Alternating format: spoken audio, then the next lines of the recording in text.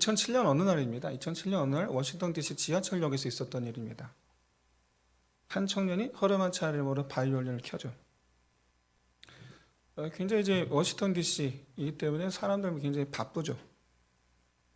모든 사람들이 무관심하게 다 지나칩니다. 총 43분 동안 1070명이 단 1초도 머물지 않고 그냥 지나갔습니다. 그 중에 7명이 1분 남짓 잠시 듣고 지나갔습니다.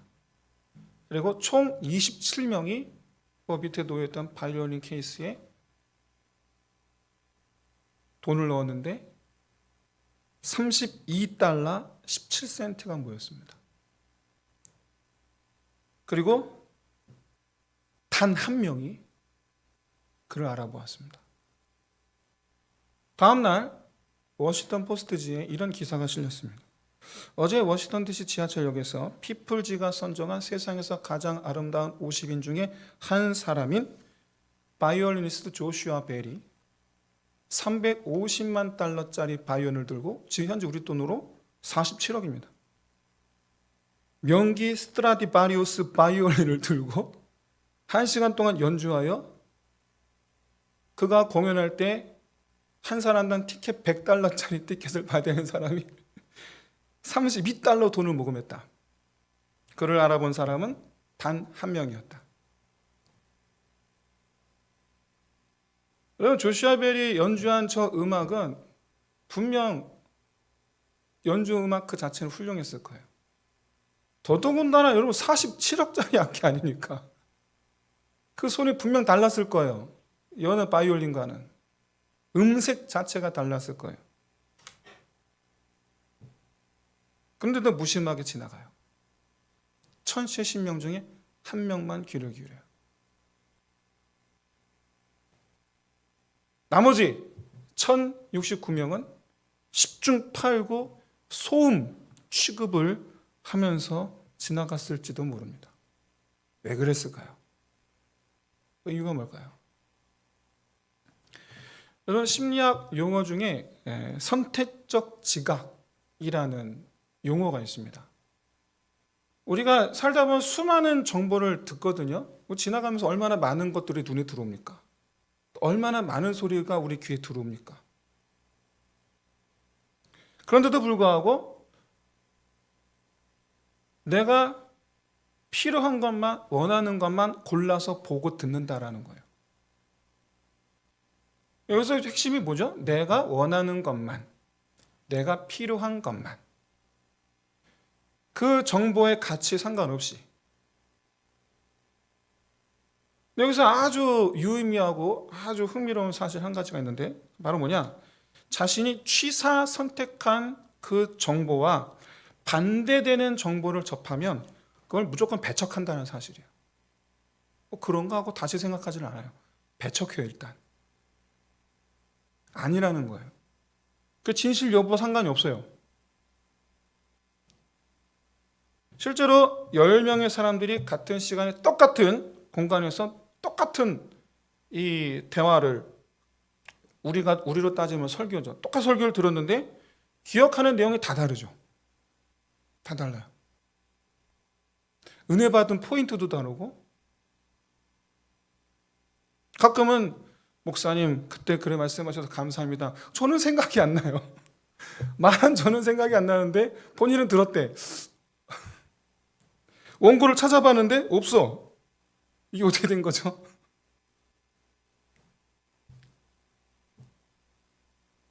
여러분, 이렇게 똑같은 장소에 똑같은 말을 들었는데 서로 다르다. 그럼 여러분 그때부터는 어떡합니까? 서로 싸웁니다. 내가 맞다고. 그리고 상대방이 가짜 뉴스라고. 여기서 많이 본 장면 아닙니까? 광화문이나 여의도에서. 여러분, 자기의 그 신념과 일치하는 정보만 받아들이고 자기의 신념과 일치되지 않는 정보는 배척하는 것. 다시 말씀드리면 진실 여부와 상관이 없어요. 배척하는 것, 무시하는 것. 그러니까 듣고 싶은 것만 듣고 믿고 싶은 것만 믿는 것.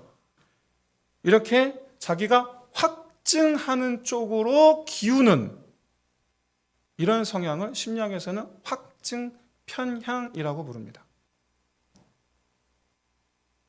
그런데 이런 확증 편향의 심리가 놀랍게도 모든 사람에게 있어요.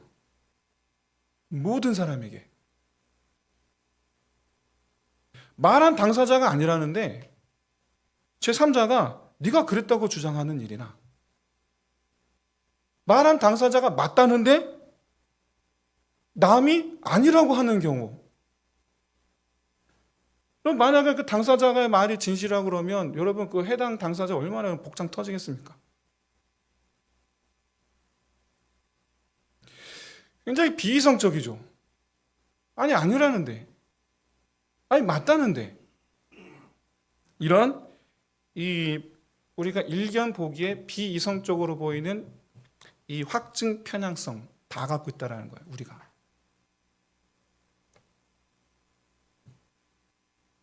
그리고 이런 확증 편향성을 오늘 본문에서도 우리가 발견하게 됩니다. 오늘 이 본문의 이 내용을 이제 촉발시킨 사람들, 헬라 사람들이 이제 예수님을 접견하기를 원했기 때문에. 그런데 이제 예수님은 이 헬라인들, 우리가 지난주 말씀 나눴듯이 그 상징하는 바가 세계인이라고 그랬어요. 이 세계인들이 예수님 찾아왔다라는 이 사실에서 이제 곧 주님께서 모든 사람을 죽으실 때가 왔다라고 그렇게 판단하셨다라는 사실. 그래서 예수님께서 오늘 기도를 하시죠. 오늘 본문에서 십자가 기도예요. 일견 보아도 이 기도 내용이 겟세마네 기도와 거의 유사해요. 아버지여 나를 구원하여 이때를 면하게 하여 주옵소서. 그러나 내가 이를 위하여 이때에 왔나이다. 그러니 내가 아버지의 이름을 영광스럽게 하옵소서. 겟세마네 기도와 거의 유사하죠. 한 가지 차이가 있다면 겟세마네 기도에서는 하나님 응답이 없습니다. 그런데 여기는 하나님 응답이 있죠. 그것도 꿈이나 환상으로 응답하신 게 아니고 직접 음성으로 말씀하셨죠. 근데 이 음성을 예수님만 들으신 게 아니고 거기 있는 사람들 같이 들었어요. 그런데 의아한 점은 분명 하나님은 우리 어조, 말이죠. 분명한 어조로 내가 영광스럽게 하리라 라고 분명히 말씀하셨는데 어떤 사람들은 이 분명한 어조, 이 음성을 천둥 소리로 들었다라는 거예요. 물론 여기 천사의 음성으로 들었다라고 말하는 사람도 있습니다만은 최소한 이들은 이제 언어로 들은 거죠. 언어로. 최소한 이제 언어로 알아들었지만 근데 그 언어가 감히 이제 여호와 하나님 음성일까? 미처 생각은 못했겠죠. 그건 그렇다 치고 도대체 이 분명한 음성, 언어 이것을 천둥 소리로 들었다는 사람은 도대체 뭔가요? 도대체. 근데 만약 이들이 확증 편향성을 갖고 있었다라고 하면 이제 이해가 되는 거예요. 아, 그럴 수도 있지.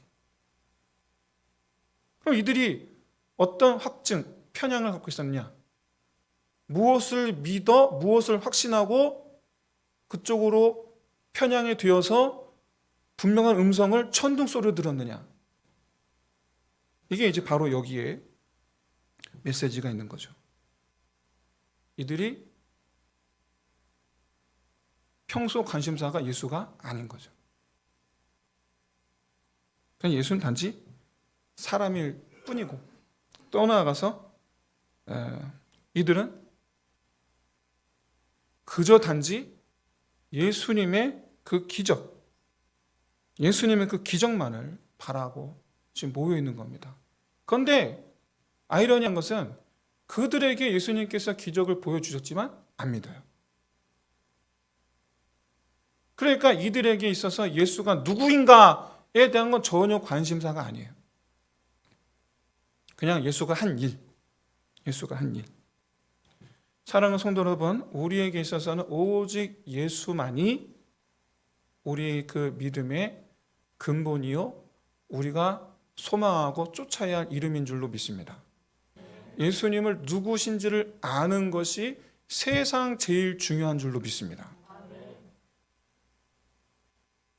오늘 이 본문에 오늘 본문을 담고 있는 12장 전체를 보시면 예수님을 둘러싼 여러 인물들이 등장을 합니다. 일단 먼저 4절은 가룟 유다가 제자죠. 제자 중에 한 셈 가룟 유다가.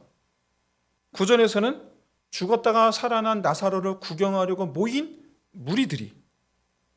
그리고 10절에서는 예수뿐만 아니라 나사로까지 죽이려는 대제사장들이. 그리고 16절에서는 여전히 예수님이 누구인지를 깨닫지 못하는 제자들이. 그리고 19절에서는 예수님을 적대하는 바리새인들이. 이들의 공통점이 뭡니까? 세상을 귀히 여기는 사람들이죠. 이들의 공통점이. 부귀를 탐하고 그래서 그 300데나리온 가난한 사람들에게 줘야 되는 거 아니냐? 사실은 속으로는 내가 꿀꺽할 속셈이면서 영화를 탐하는 대제사장 바리새인들. 여러분 이런 이들은요 예수 없는 세상이 편하죠. 예수 없는 세상이 편하고 뿐만 아니라 지금 예수로 말미암아 내가 가진 것들을 뺏길까 봐 지금 예수를 이 세상에서 없애려고 지금 애쓰고 있죠. 예수를 세상에서 지워버리겠다라는 거죠. 내 세상에서 예수가 사라져야 된다는 거예요. 그런데 이런 상황 속에서 예수님께서 오늘 본문에 제자들과 그 무리들에게 선택을 요구하세요. 이런 상황 속에서 세상을 귀히 여기는 무리들로 가득한 그 현장에서 심지어 세상이 너무 귀해서 예수를 없애고자 하는 이들이 있는 그 앞에서 예수님 어떤 선택을 강요하시느냐. 31절 보십시오. 이런 말씀하시나요? 이 세상에 대한 심판이 이르렀으니 이 세상의 임금이 쫓겨나리라. 너희가 좋아하는 그 세상 심판 받을 거야. 어떻게 할래? 그 얘기죠. 그 얘기죠.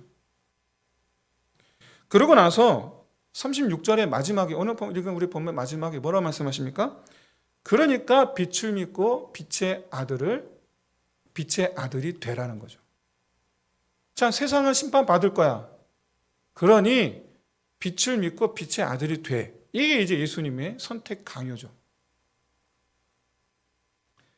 사랑하는 성도 여러분, 지금 우리가 바라고 소망하며 기다리는 그런 소리가 있다면 여러분 어떤 소리를 기다리고 계십니까? 집값 올라가는 소식. 제가 이렇게 저희 지지역 근처에 살잖아요. 보니까 거기 이마트 앞에 아파트 거기에 붙였더라고요. 경축 GTX. 네, 축하합니다. 주식 올라갔다는 소식? 아니면 자녀들이 학교에서 좋은 성적을 받았다라는 소식? 아니면 남편이 회사에서 승진했다는 소식? 우리가 기다리는 소식은 어떤 소식입니까? 코로나가 한창 극성이던 때 아이러니하게도 투자 광풍이 불었죠. 수많은 사람들이 주식에 투자했어요. 그리고 코인에 투자했고 어느 날 갑자기 단 하루 만에 수천만 원을 벌었네, 수억을 벌었네 하는 사람들의 간증 같은 이야기가 홍수처럼 쏟아져 나오기 시작했어요. 그러자 그 얘기를 듣고 너도 나도 다 뛰어들기 시작했습니다. 근데 여러분 이때 이 주식과 코인에 매달린 사람들 특징이 뭐였을까요? 다 망상에 사로잡혔어요. 나도 수억 원. 다 이 망상에 사로잡혀서 다른 소리가 하나도 안 들리죠. 전혀 안 들리죠.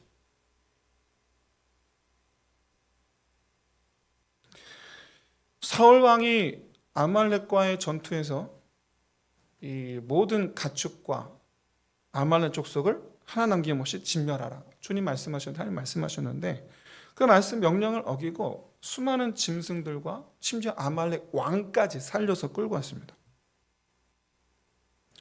그때 짐승들이요 큰 소리로 울며 끌려왔어요. 매 이러면서 쫓아왔겠죠. 양과 소와.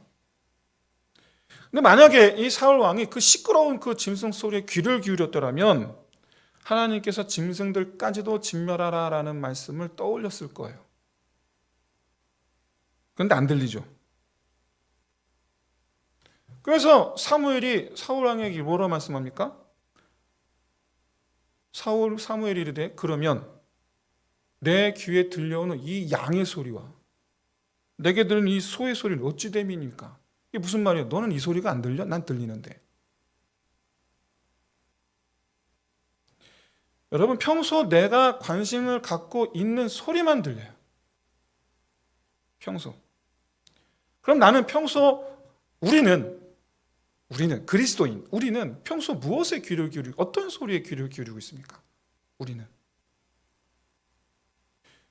사랑하는 성도 여러분, 진심으로 소원하건대 하나님의 음성을 듣는 자 되시기를 주의 이름으로 축원드립니다. 하나님의 음성은 가뭄에 콩나듯 주시지 않아요. 우리가 이미 하나님의 음성 안에 있는 줄로 믿습니다. 이미. 그런데 여러분, 하나님께서 우리에게 주시는 말씀들이요, 세상살이에 대한 것들이 아니에요. 안타깝게도. 하나님은 결코 우리에게 세상에서 잘 되는 법에 대해서 말씀하신 적이 없어요. 또 이 세상에서 잘 되도록 축복하지도 않으세요. 도리어 이 세상을 어둠이라고 표현하시면서 이 어둠에 붙잡히지 않게 조심하라고 말씀하시죠. 그러면 평소 하나님께서 우리에게 하시는 말씀은 어떤 말씀일까? 아버지의 이름을 영광스럽게 하라. 이것이 우리 평소 삶 속에서 우리에게 끊임없이 하시는 말씀이에요. 하나님의 영광을, 아버지의 영광을. 제가 지난주에도 말씀드렸지만 요한복음의 특징입니다. 요한복음의 특징은 굉장히 이분법적이 아니고 대조가 이 특징인데, 무엇과 무엇을 대조합니까? 빛과 어둠, 생명과 죽음, 그리고 세상과 하나님의 나라, 이렇게 명백하게 대조하는 것이 이제 요한복음의 특징인데, 어떤 사람은요, 자기는 이 세상과 하나님의 나라 사이에 있다고 그렇게 말씀하는 분이 계세요. 근데 여러분, 말씀하는 당사자 본인도 알고 계시고 듣는 우리도 알지만 그냥 세상에 있는 거죠. 이렇게 가운데 있을 수가 없는 거죠. 그런데 우리가 한 가지 분명한 사실이 있는데, 우리는 어디에서 살고 있습니까? 세상 속에서 살고 있죠. 그러면 이 얘기는 무슨 얘기냐? 세상과 우리는 불가분의 관계란 얘기예요. 제가 늘 항상 말씀드리지 않습니까?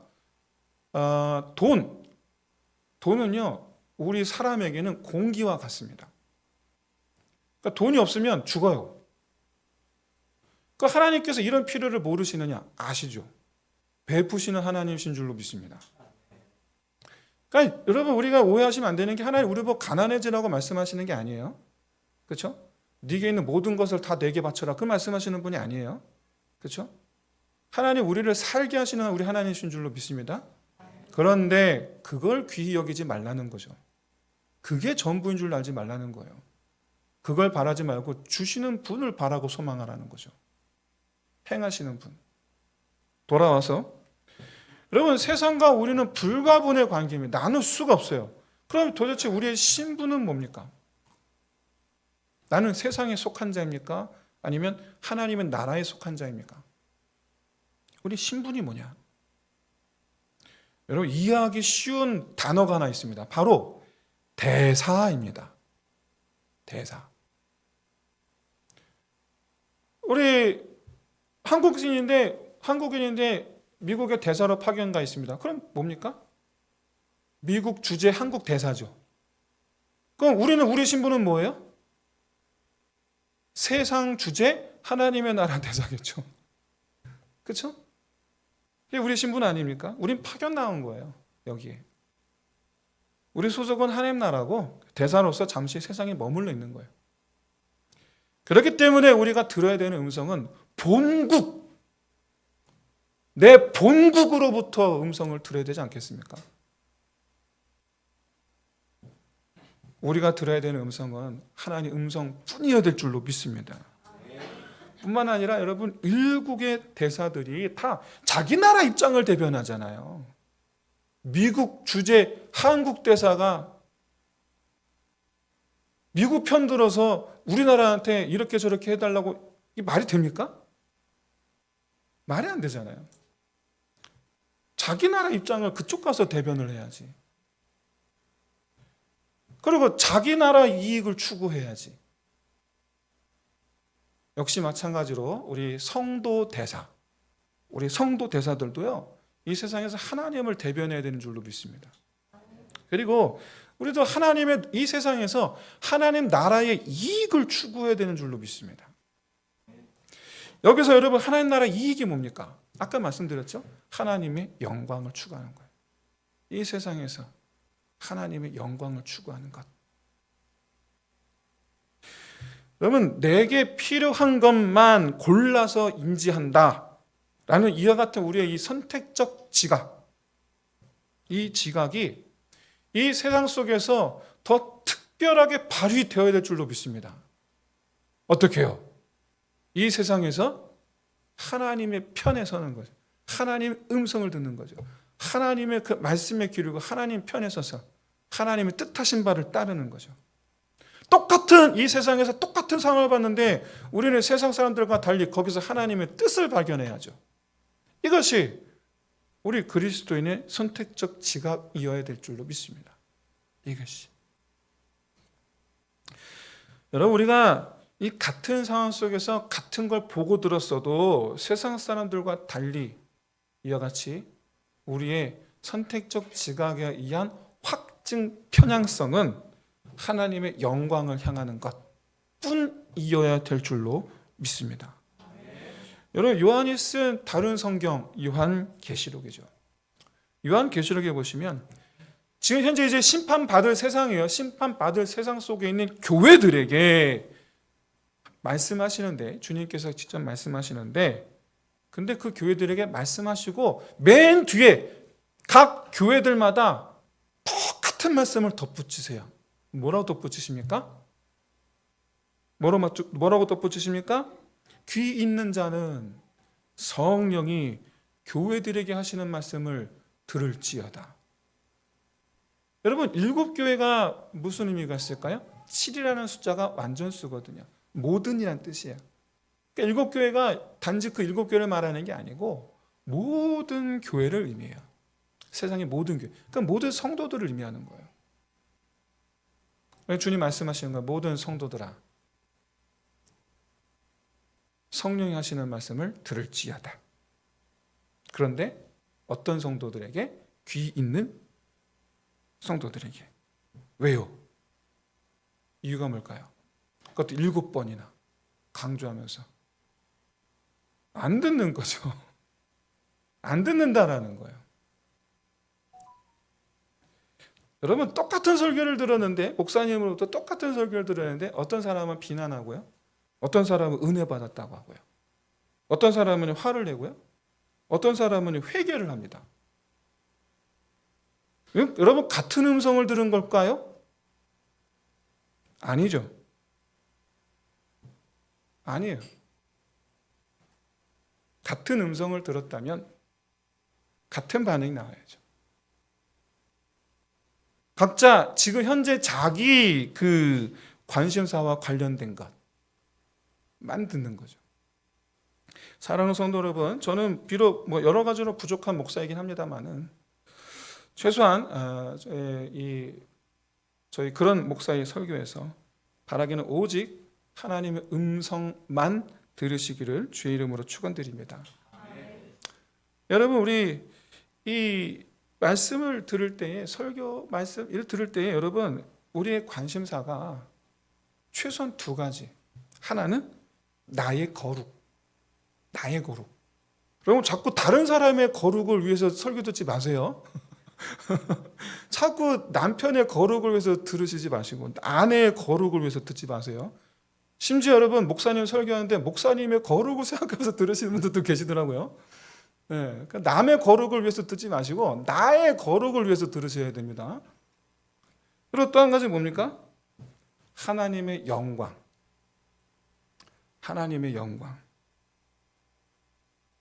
여러분, 하나님은 나의 거룩을 위해서 나의 죄를 지적하는 음성을 들려주세요.